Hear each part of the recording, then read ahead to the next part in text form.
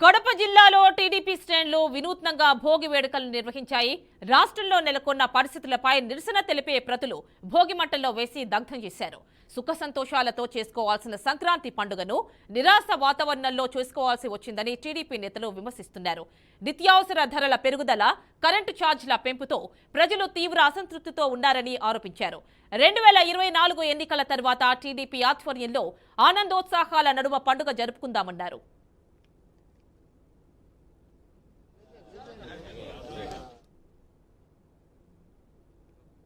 మరింత ఆనందంగా తెలుగుదేశం ప్రభుత్వంలో అందరూ జరుపుకోవాలని చెప్పి ఆకాంక్షిస్తూ ఈరోజు ఈ ప్రభుత్వ పనితీరుకు నిరసనగా ఈ భోగి మంటల్లో ప్రభుత్వం ఏవైతే కరెంట్ ఛార్జీలు పెంచడం కానీ, నిత్యావసర సరుకులు ధరలు ఆకాశాన్ని అంటడానికి కానీ, నీటిపారుదల ప్రాజెక్టులన్నీ పడకేసిన దానికి కానీ, విద్యుత్ శక్తి ఛార్జీలు పెంచడానికి కానీ, దళితులపై దాడులు కానీ, బీసీలపై దాడులు కానీ ఇటువంటి కార్యక్రమాలన్నీ చేయడంతో దానికి నిరసనగా భోగి మంటల్లో ప్రభుత్వం తెచ్చిన జీవో కాపీలన్నీ కూడా మేము తెలుగుదేశం పార్టీ కుటుంబ సభ్యులందరం కూడా దహనం చేస్తూ భోగి మంటల్లో పాల్గొనడం జరిగింది.